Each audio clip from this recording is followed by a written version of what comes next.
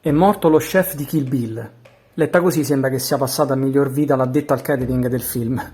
Come avete potuto notare, questa è la portata delle notizie in Italia che parlano della morte di Sonny Chiba.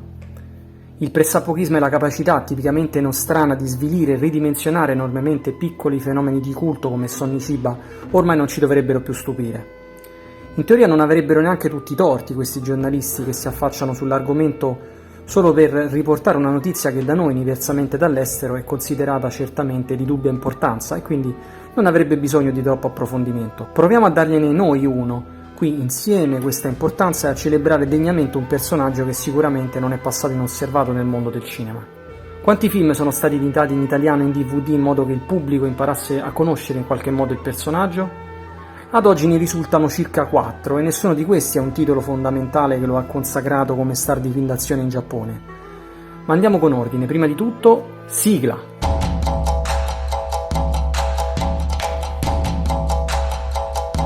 Nato il 22 gennaio 1939 a Fukuoka, in Giappone, Sonny Chiba studia alla Nippon Sport Science University e contemporaneamente si forma in varie discipline marziali che lo porteranno a altrettanti riconoscimenti sportivi. Da adolescente nel 1959 esordisce in alcune serie TV locali per poi cimentarsi nell'età più matura con i B-movie di fantascienza come ad esempio L'astronave fantasma del 1961. Come ricordava giustamente anche il mio amico Lorenzo De Luca in un suo video, Tarantino, da fan incallito dell'attore, lo definisce come la più grande star delle arti marziali.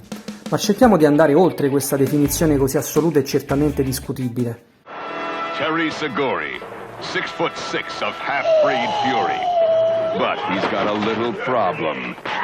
He has a hard time making friends. You tell that bitch who sent you here how sorry I am I can no longer be her friend.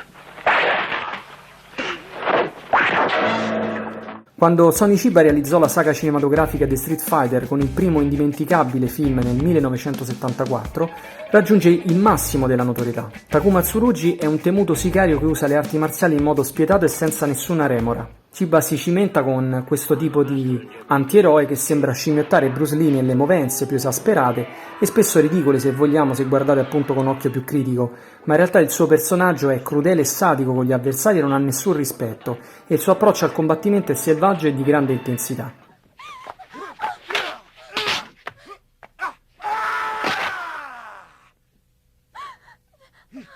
Probabilmente è per questa presenza animalesca e carismatica sullo schermo, che spesso è la cosa migliore del film, che probabilmente è ricordato con tanta importanza.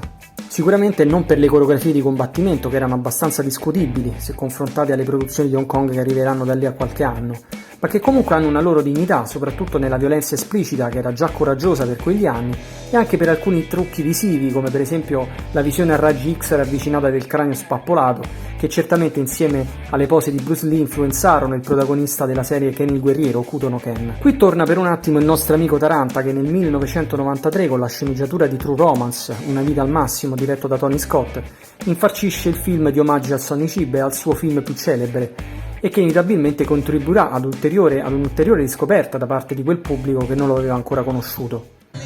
Who's Sonny Chiba? Who is Sonny Chiba? He's bar none the finest actor working in martial arts movies today.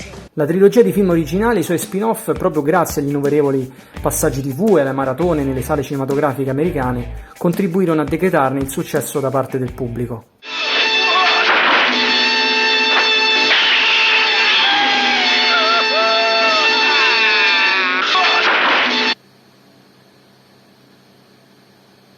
Conclusa la saga di Street Fighter, Sonny Chiba continua a cimentarsi in varie produzioni che avranno comunque poca distribuzione in Occidente. Degna di nota è la serie TV che ha realizzato nel 1980 di genere Jidaigeki e Ninja per 4 stagioni, chiamata Shadow Warriors. Proprio in questa serie Chiba veste per la prima volta i panni di Hattori Hanzo, il celebre personaggio che rivedremo qualche anno dopo anche in Kill Bill. La serie racconta le varie generazioni della famiglia Hattori fino all'ultima stagione che si concluse nel 1985. Questa serie non è importante solo per la storia, ma anche perché sempre in quell'anno, 1980, Sonny Chiba fonda il Japan Action Club, una specie di scuola per stuntman e giovani attori giapponesi, e che vede Hiroyuki Sanada come la figura più di rilievo, più importante che si è affermata nell'ambito cinematografico fino ai giorni nostri.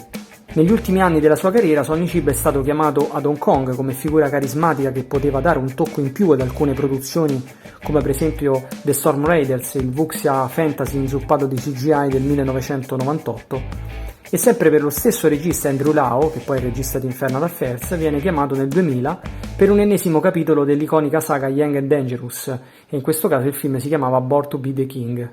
Chiamato anche in un film di Takashi Miike e per il secondo capitolo di Battle Royale di Fukasaku, Chiba arriva al 2003 pronto a rinascere per il grande pubblico grazie a un intero capitolo a lui dedicato nel film di Tarantino chiamato appunto The Man from Okinawa, e il film in questione era Kill Bill.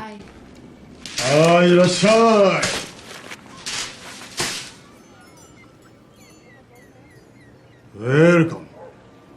E con questa bufera che si sta scatenando alle spalle, che mi sembra la perfetta cornice per ricordare anche in maniera un po' malinconica un personaggio così importante e carismatico come Sonny Chiba, una figura che in Italia, come abbiamo potuto notare, non è stata ampiamente celebrata, è un po' sottostimata, ma questa è ricollegabile anche dalla scarsità di materiali reperibili in DVD, in Blu-ray, quindi le persone non hanno potuto conoscere alcuni suoi film, soprattutto non ci sono stati neanche tanti passaggi in TV come in America o in altre parti.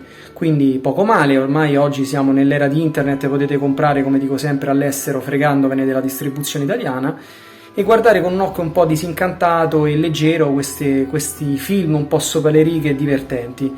Quindi guardateli, divertitevi, parlatene con gli amici, che è sempre la cosa migliore per ricordare questi attori all'infinito e per onorare la loro memoria. E che dire, quindi iscrivetevi al canale se non l'avete ancora fatto, mi raccomando, anche se lo ripeto sempre, è importante, almeno vedo che c'è dall'altra parte un po' di pubblico che mi segue e ogni tanto creo un video per voi, per parlare con voi. E ci sentiamo nella sezione commenti se volete lasciare una traccia del vostro passaggio e ci vediamo alla prossima. Ciao! I can do movie kung fu. You know, Sonny Chiba was like actually really doing passionate. Oh my god. Oh my god. Wow. Nice to meet you. Nice to meet you, sir. Oh, thank you. Hajimemashite. Thank you. Thank you very much. Maestro. Yeah.